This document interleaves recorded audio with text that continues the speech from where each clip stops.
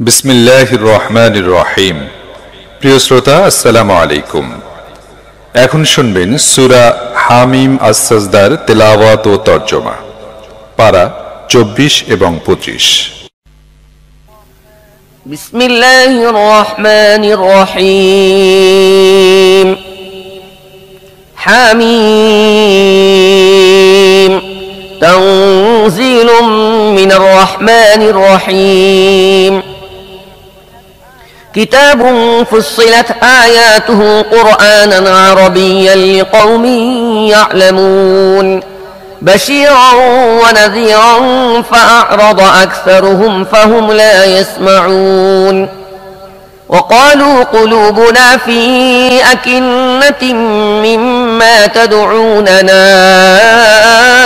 إليه وفي آذاننا وقر ومن بيننا وبينك حجاب فاعمل إننا عاملون।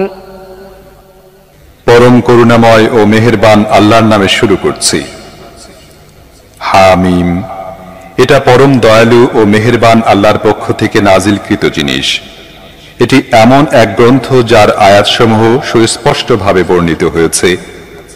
আরবি ভাষার কোরআন সেই সব লোকদের জন্য যারা জ্ঞানের অধিকারী, সুসংবাদ দানকারী ও সতর্ককারী, কিন্তু তাদের অধিকাংশ লোকই তা থেকে মুখ ফিরিয়ে নিয়েছে। তারা শুনতেই পায় না। তারা বলে, তুমি আমাদের যে জিনিসের দিকে আহ্বান জানাচ্ছ সে জিনিসের ব্যাপারে আমাদের মনের উপর পর্দা পড়ে আছে, আমাদের কান বধির হয়ে আছে এবং তোমার ও আমাদের মাঝে একটি পর্দা আড়াল করে আছে। তুমি তোমার কাজ করতে থাকো, আমরাও আমাদের কাজ করে যাব। قل إنما أنا بشر مثلكم يوحى إلي أنما إلهكم إله واحد فاستقيموا إليه واستغفروه وويل للمشركين الذين لا يؤتون الزكاة وهم بالآخرة هم كافرون إن الذين آمنوا وعملوا الصالحات لهم أجر غير ممنون। হে নবী, এদের বলে দাও, আমি তো তোমাদের মতনই একজন মানুষ। আমাকে ওহীর মাধ্যমে জানিয়ে দেয়া হয় যে একজনই মাত্র তোমাদের ইলাহ, কাজী সোজা তাঁর প্রতি নিবিষ্ট হও এবং তাঁর কাছে ক্ষমা প্রার্থনা করো। মুশরিকদের জন্য ধ্বংস যারা যাকাত দেয় না এবং আখিরাত অস্বীকার করে। যারা ঈমান এনেছে এবং নেক কাজ করেছে, নিশ্চিতভাবে তাদের জন্য এমন পুরস্কার রয়েছে যার ধারাবাহিকতা কখনো ছিন্ন হবে না।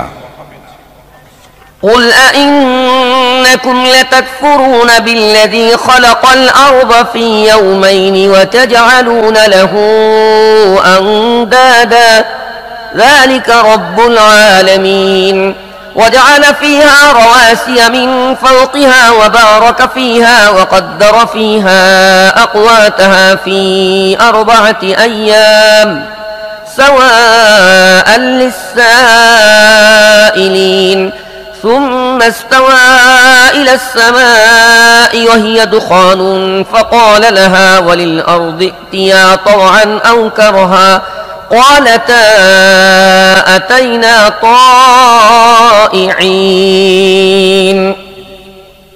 হে নবী, এদের বলো, তোমরা কি সেই আল্লাহর সাথে কুফরি করছো এবং অন্যদেরকে তার সাথে শরীক করছো যিনি দুদিনে পৃথিবী সৃষ্টি করেছেন? তিনিই বিশ্বজাহানের সবার রব।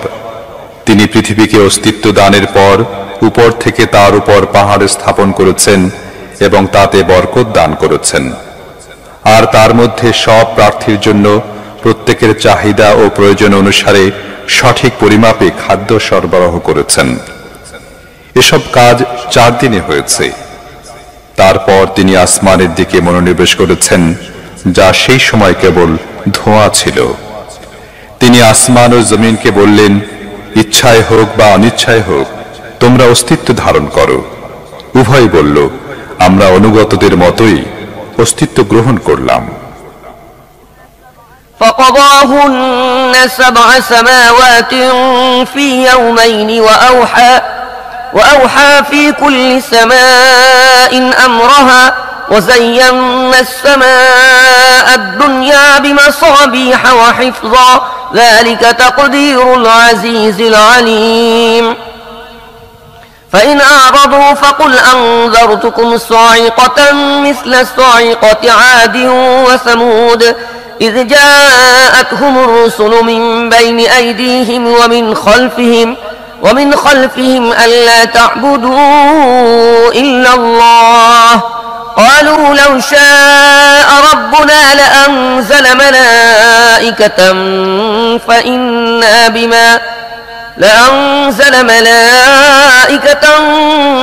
فإنا بما أرسلتم به كافرون তারপর তিনি দুদিনের মধ্যে 7 আসমান বানালেন এবং প্রত্যেক আসমানে তিনি তার বিধান ওহী করলেন। আর পৃথিবীর আসমানকে আমি উজ্জ্বল প্রদীপ দিয়ে সজ্জিত করলাম এবং ভালোভাবে সুরক্ষিত করে দিলাম। এসবই এক মহাপরাক্রমশালী জ্ঞানী সত্তার পরিকল্পনা। এখন যদি এরা মুখ ফিরিয়ে নেয় তাহলে এদের বলে দাও, আদ ও সামুদের উপর যে ধরনের আযাব নাজিল হয়েছিল আমি তোমাদেরকে অকস্মাৎ সেইরূপ আযাব আসার ব্যাপারে সাবধান করছি। সামনে ও পিছনে সব দিক থেকে যখন তাদের কাছে আল্লাহর রাসূল এলো এবং তাদেরকে বুঝালো আল্লাহ ছাড়া আর কারো দাসত্ব করো না, তখন তারা বলল, আমাদের রব ইচ্ছা করলে ফেরেশতা পাঠাতে পারতেন, সুতরাং তোমাদেরকে যে জন্য পাঠানো হয়েছে আমরা তা মানি না। فأما عاد فاستكبروا في الأرض بغير الحق وقالوا من أشد منا قوة أولم يروا أن الله الذي خلقهم هو أشد منهم قوة وكانوا بآياتنا يجحدون فأرسلنا عليهم ريحا صرصرا في أيام نحسات لنذيقهم عذاب الخزي في الحياة الدنيا ولعذاب الآخرة أخزى وهم لا ينصرون তাদের অবস্থা ছিল এই যে পৃথিবীতে তারা অন্যায়ভাবে নিজেদেরকে বড় মনে করে বসেছিল এবং বলতে শুরু করেছিল, আমাদের চেয়ে অধিক শক্তিশালী আর কে আছে? তারা একথা বুঝল না যে আল্লাহ তাদেরকে সৃষ্টি করেছেন, তিনি তাদের অপেক্ষা অধিক শক্তিশালী। তারা আমার আয়াতসমূহকে অস্বীকারই করে চলল। অবশেষে আমি কতিপয় অমঙ্গলকর দিনে তাদের উপর প্রবল ঝোড়ো বাতাস পাঠালাম, যেন পার্থিব জীবনই তাদেরকে অপমান ও লাঞ্ছনাকর আযাবের মজা চাখাতে পারি। আখিরাতের আযাব তো এর চেয়েও অধিক অপমানকর, সেখানে কেউ তাদের সাহায্যকারী থাকবে না। وأما ثمود فهديناهم فاستحبوا العمى على الهدى فأخذتهم صاعقة العذاب الهون بما كانوا يكسبون ونجينا الذين آمنوا وكانوا يتقون আর আমি সামুদের সামনে সত্য পথ পেশ করেছিলাম, কিন্তু তারা পথ দেখার চেয়ে অন্ধ হয়ে থাকা পছন্দ করল। অবশেষে তাদের কৃতকর্মের কারণে তাদের উপর লাঞ্ছনাকর আযাব ঝাঁপিয়ে পড়ল। যারা ঈমান এনেছিল এবং গোমরাহি ও দুষ্কৃতি থেকে দূরে অবস্থান করত, আমি তাদেরকে রক্ষা করলাম। ويوم يحشر أعداء الله إلى النار فهم يوزعون حتى إذا ما جاءوها شهد عليهم سمعهم وأبصارهم وجنودهم بما كانوا يعملون وقالوا لجلودهم لم شهدتم علينا قالوا أنطقنا الله الذي أنطق كل شيء وهو خلقكم أول مرة وإليه ترجعون আর সেই সময়ের কথাও একটু চিন্তা করো যখন আল্লাহর এসব দুশমনদেরকে দোজখের দিকে যাওয়ার জন্য পরিবেষ্টিত করা হবে। তাদের অগ্রবর্তীদেরকে পশ্চাৎবর্তীদের আগমন করা পর্যন্ত থামিয়ে রাখা হবে। পরে যখন সবাই সেখানে পৌঁছে যাবে তখন তাদের কান, তাদের চোখ এবং তাদের দেহের চামড়া তারা পৃথিবীতে কি করত সে সম্পর্কে তাদের বিরুদ্ধে সাক্ষ্য দেবে। তারা তাদের শরীরের চামড়াসমূহকে বলবে, তোমরা আমাদের বিরুদ্ধে সাক্ষ্য দিলে কেন? তারা জবাব দেবে, সেই আল্লাহই আমাদের বাক শক্তি দান করেছেন, যিনি প্রতিটি বস্তুকে বাক শক্তি দান করেছেন। তিনিই তোমাদেরকে প্রথমবার সৃষ্টি করেছিলেন, আর এখন তোমাদেরকে তার কাছেই ফিরিয়ে নিয়ে যাওয়া হচ্ছে। وما كنتم تستترون أن يشهد عليكم سمعكم ولا أبصاركم ولا جلودكم ولكن ظننتم أن الله لا يعلم كثيرا مما تعملون وذلكم ظنكم الذي ظننتم بربكم أرداكم فأصبحتم من الخاسرين فإن يصبروا فالنار مثوى لهم وإن يستعتبوا فما هم من المعتبين وقيضنا لهم قرناء فزينوا لهم ما بين أيديهم وما خلفهم وحق عليهم القول في أمم قد خلت من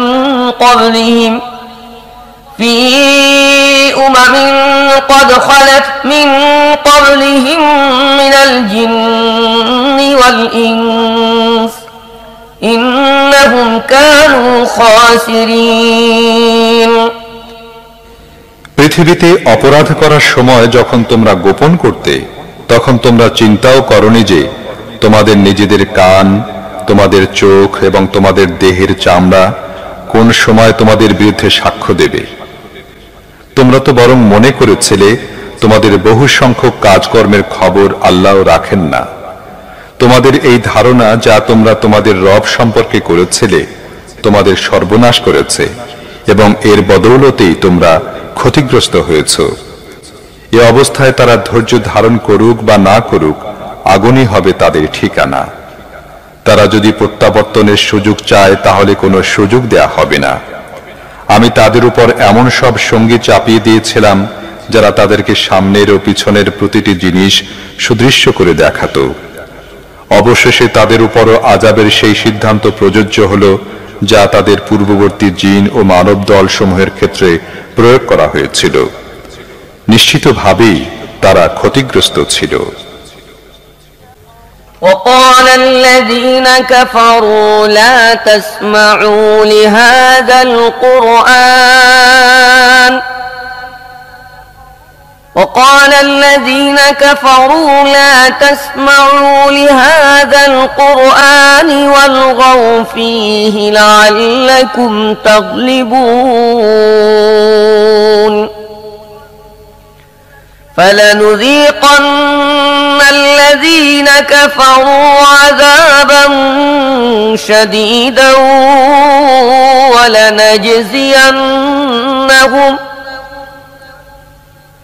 ولنجزينهم أسوأ الذي كانوا يعملون ذلك جزاء أعداء الله النار لهم فيها دار الخلد جزاء بما كانوا بآياتنا يجحدون এসব কাফেররা বলে, এ কুরআন তোমরা কখনো শুনবে না, আর যখন তা শোনানো হবে তখন হট্টগোল বাঁধিয়ে দেবে, হয়তো এভাবে তোমরা বিজয়ী হবে। আমি এসব কাফেরদের কঠিন শাস্তির মজা চাখাবো এবং যে জঘন্যতম তৎপরতা তারা চালিয়ে যাচ্ছে তার পুরো বদলা তাদের দেব। প্রতিদানে আল্লাহর দুশমনরা যা লাভ করবে তা হচ্ছে দোজখ, সেখানেই হবে তাদের চিরদিনের বাসস্থান। তারা আমার আয়াতসমূহ অস্বীকার করত, এটা তাদের সেই অপরাধের শাস্তি। وقال الذين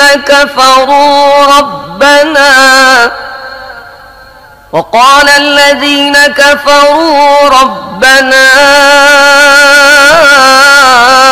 أرنا الذين أضلانا من الجن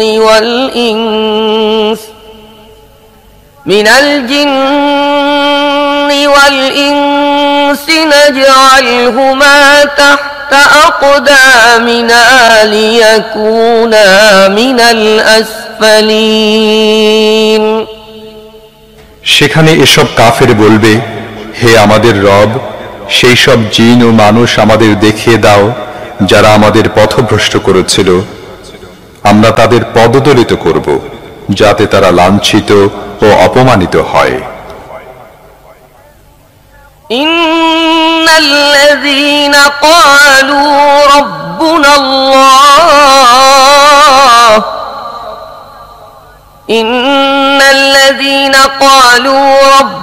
الله ثم استقاموا تتنزل عليهم الملائكة ألا تخافوا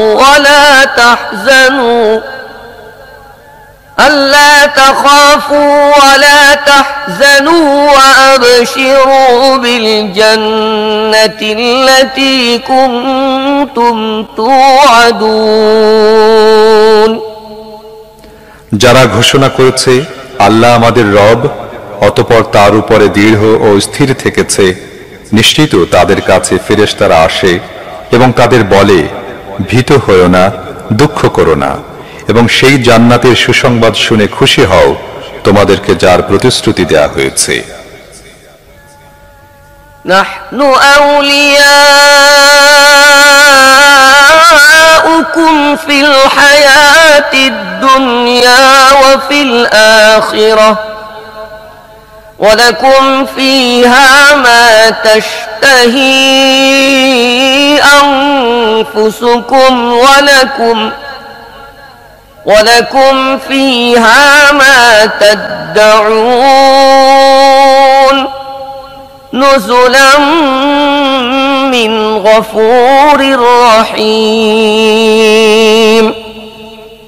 আমরা এই দুনিয়ার জীবনেও তোমাদের বন্ধু এবং আখেরাতেও, সেখানে তোমরা যা চাবে তাই পাবে, আর যে জিনিসেরই আকাঙ্ক্ষা করবে তাই লাভ করবে। এটা সেই মহান সত্তার পক্ষ থেকে মেহমানদারের আয়োজন, যিনি ক্ষমাশীল ও দয়াবান। ومن أحسن قولا ممن دعا إلى الله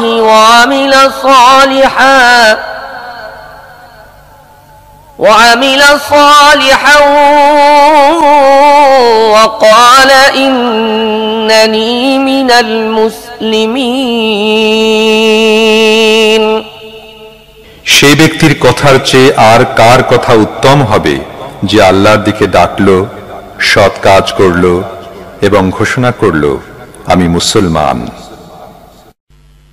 ولا تستوي الحسنة ولا السيئة ادفع بالتي هي أحسن فإذا الذي بينك وبينه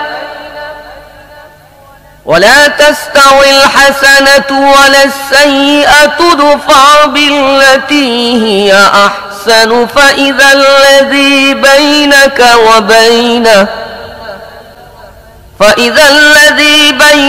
وبينه عداوة كأنه ولي حميم। হে নবী, সৎ কাজ ও অসৎ কাজ সমান নয়। তুমি অসৎ কাজকে সেই নেকি দ্বারা নিবৃত্ত করো যা সবচেয়ে ভালো। তাহলে দেখবে যার সাথে তোমার শত্রুতা ছিল সেও অন্তরঙ্গ বন্ধু হয়ে গিয়েছে। وما يلقاها إلا الذين صبروا وما يلقاها إلا الذين صبروا وما يلقاها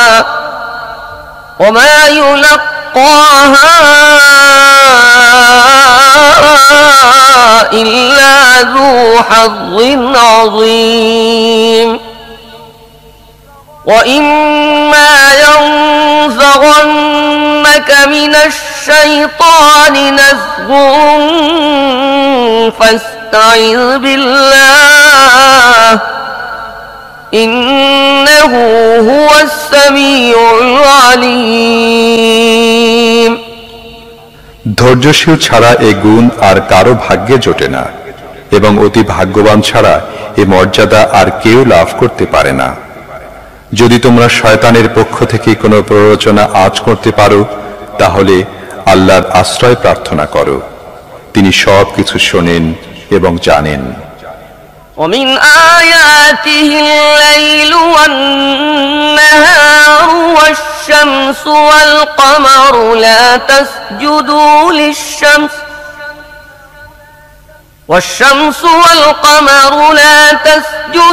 للشمس ولا للقمر واسجدوا لله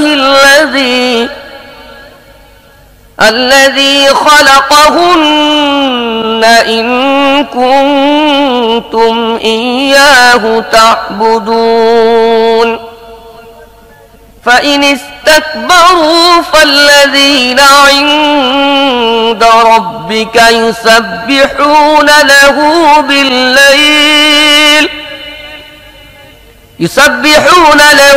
بالليل والنهار وهم لا يسأمون এই রাত ও দিন এবং চন্দ্র ও সূর্য আল্লাহর নিদর্শনের অন্তর্ভুক্ত। সূর্য ও চাঁদকে সিজদা করো না, সেই আল্লাহকে সিজদা করো যিনি তাদের সৃষ্টি করেছেন, যদি সত্যিই তোমরা তার ইবাদতকারী হও। কিন্তু যদি অহংকার করে এসব লোকেরা নিজেদের কথায় গোঁ ধরে থাকে তবে পরোয়া নেই।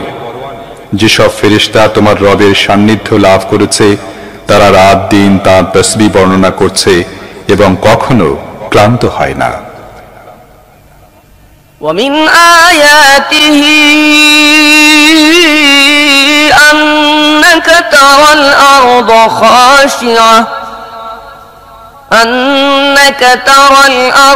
خاشعة فإذا أنزلنا عليها الماء اهتزت وربت إن الذي أحياها لمحيي الموتى إنه على كل شيء قدير আর এটিও আল্লাহর নিদর্শনসমূহের একটি যে তোমরা দেখতে পাও ভূমি শুষ্ক শস্যহীন পড়ে আছে, অতঃপর আমি যেইমাত্র সেখানে পানি বর্ষণ করি অকস্মাৎ তা অঙ্কুরোদ্গমে সুসজ্জিত হয়ে ওঠে। যে আল্লাহ এই মৃত ভূমিকে জীবন্ত করে তোলেন, নিশ্চিতভাবেই তিনি মৃতদেরকেও জীবন দান করবেন। নিশ্চয়ই তিনি সবকিছু করতে সক্ষম।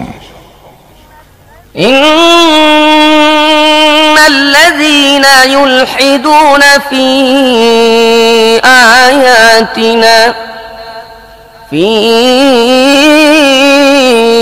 آياتنا لا يخفون علينا أفمن يلقى في النار خير أم من يأتي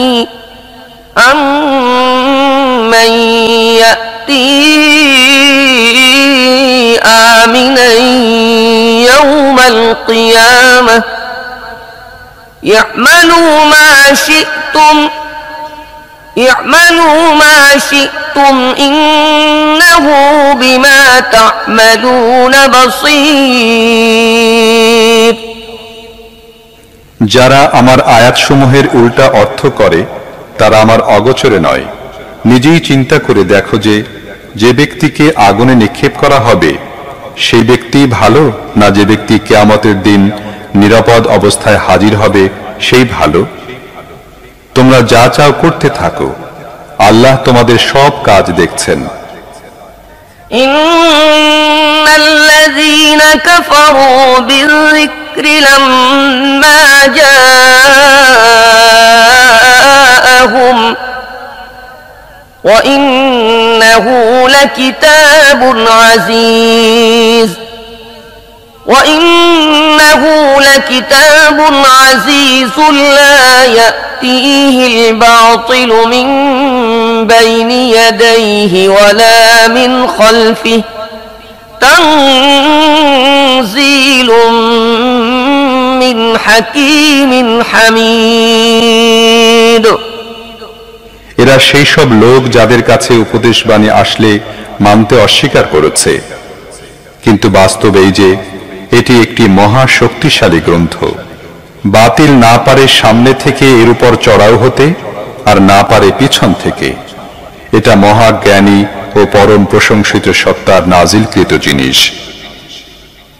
মা ইউকালু লাকা ইল্লা মা ক্বাদ ক্বিলা লির-রুসুলি মিন ক্বাবলিক إلا ما قد قيل للرسل من قبلك إن ربك لذو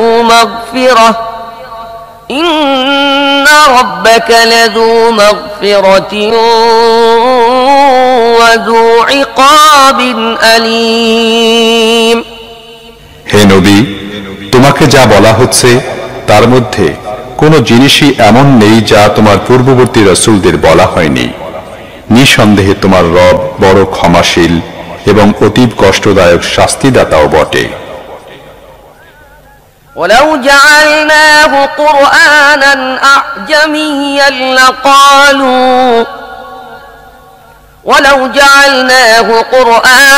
أعجميا لقالوا لولا فصلت آياته أأعجمي وعربي قل هو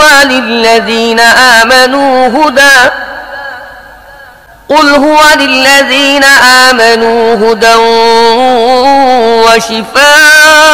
وشفاء والذين لا يؤمنون في آذانهم وقر وهو عليهم عمى أولئك ينادون من مكان بعيد। আমি যদি একে আজমি কোরআন বানিয়ে পাঠাতাম তাহলে এসব লোক বলতো, এর আয়াতসমূহ সুস্পষ্ট করে বর্ণনা করা হয়নি কেন? কি আশ্চর্য কথা! আজমি বাণীর শ্রোতা আরবি ভাষাভাষী। এদের বলো, এ কোরআন মুমিনদের জন্য হেদায়েত ও রোগমুক্তিও বটে। কিন্তু যারা ঈমান আনে না, এটা তাদের জন্য পর্দা ও চোখের আবরণ। তাদের অবস্থা হচ্ছে এমন যেন দূর থেকে তাদেরকে ডাকা হচ্ছে। وَلَقَدْ آتَيْنَا مُوسَى الْكِتَابَ فَاخْتُلِفَ فِيهِ وَلَوْلَا كَلِمَةٌ سَبَقَتْ مِنْ رَبِّكَ لَقُضِيَ بَيْنَهُمْ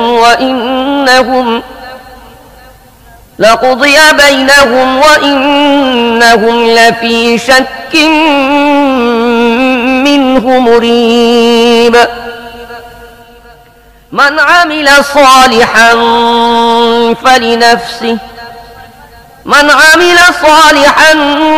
فلنفسه ومن أساء فعليها وما ربك بظلام للعبيد।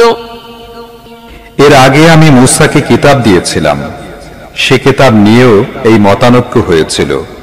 তোমার রব যদি পূর্বেই একটি বিষয়ে ফয়সালা না করে থাকতেন, তাহলে এই মতানৈক্যকারীদের ব্যাপারে চূড়ান্ত সিদ্ধান্ত কার্যকরী করা হতো।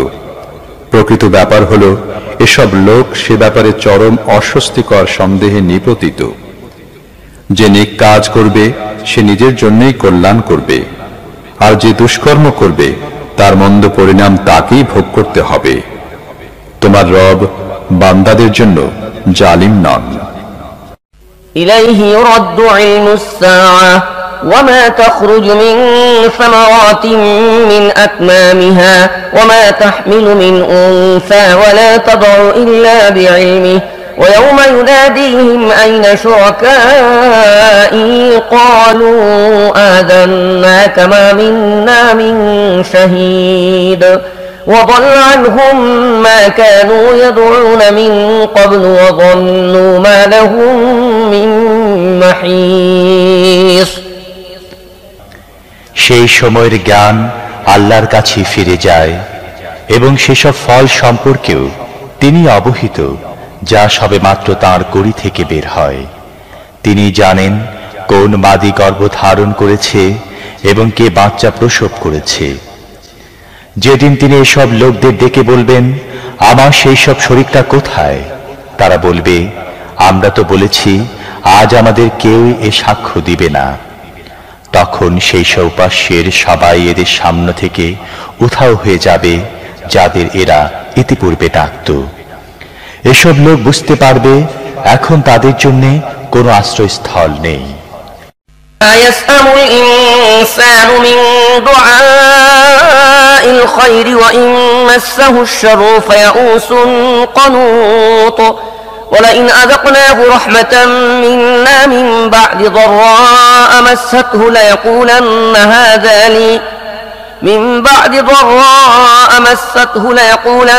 هذا لي وما أظن الساعة قائمة ولئن رجعت إلى ربي إن لي عنده للحسنى فلننبئن الذين كفروا بما عملوا ولنذيقنهم من عذاب غليظ وإذا أنعمنا على الإنسان أعرض ونأى بجانبه وإذا مسه الشر فذو دعاء عريض। কল্যাণ চেয়ে দোয়া করতে মানুষ কখনো ক্লান্ত হয় না, আর যখন কোনো অকল্যাণ তাকে স্পর্শ করে তখন সে হতাশ ও মন ভাঙা হয়ে যায়।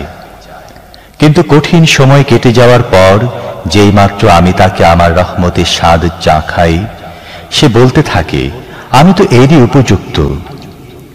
আমি মনে করি না কিয়ামত কখনো আসবে, তবে সত্যি যদি আমাকে আমার রবের কাছে নিয়ে হাজির করা হয়, তাহলে সেখানেও আমার জন্য থাকবে মজা করার উপকরণ সমূহ। অথচ আমি নিশ্চিত রূপে কাফেরদের জানিয়ে দেব তারা কি কাজ করে এসেছে, আর তাদেরকে আমি অত্যন্ত জঘন্য শাস্তির মজা চাখাবো। আমি যখন মানুষকে নিয়ামত দান করি তখন সে মুখ ফিরিয়ে নেয় এবং গর্বিত হয়ে ওঠে, কিন্তু যখনই কোনো অকল্যাণ তাকে স্পর্শ করে তখন লম্বা চওড়া দোয়া করতে শুরু করে। قل أرأيتم إن كان من عند الله ثم كفرتم به من أضل ممن هو في شقاق بعيد سنريهم آياتنا في الآفاق وفي أنفسهم حتى يتبين لهم أنه الحق أولم يكف بربك أنه على كل شيء شهيد ألا إنهم في مرية من لقاء ربهم ألا إنه بكل شيء محيط। হে নবী, এদের বলে দাও, তোমরা কি কখনো এ কথা ভেবে দেখেছো যে সত্যি এই কোরআন যদি আল্লাহর পক্ষ থেকে এসে থাকে আর তোমরা তা অস্বীকার করতে থাকো, তাহলে সেই ব্যক্তির চেয়ে অধিক পথভ্রষ্ট আর কে হবে যে এর বিরোধিতায় বহুদূর অগ্রসর হয়েছে। অচিরে আমি এদেরকে সর্বত্র আমার নিদর্শন সমূহ দেখাবো এবং তাদের নিজেদের মধ্যেও, যাতে এদের কাছে কথা পরিষ্কার হয়ে যায় যে এ কোরআন যথার্থ সত্য। এটাই কি যথেষ্ট নয় যে তোমার রব প্রতিটি জিনিস দেখছেন? জেনে রাখো, এসব লোক তাদের রবের সাথে সাক্ষাৎ সম্পর্কে সন্দেহ পোষণ করে। শুনে রাখো, তিনি সব জিনিসকে পরিবেষ্টন করে আছেন। শুধু শ্রোতা, এই সূরায় একটি সিজদার আয়াত রয়েছে। অনুগ্রহপূর্বক সিজদা করে নেবেন।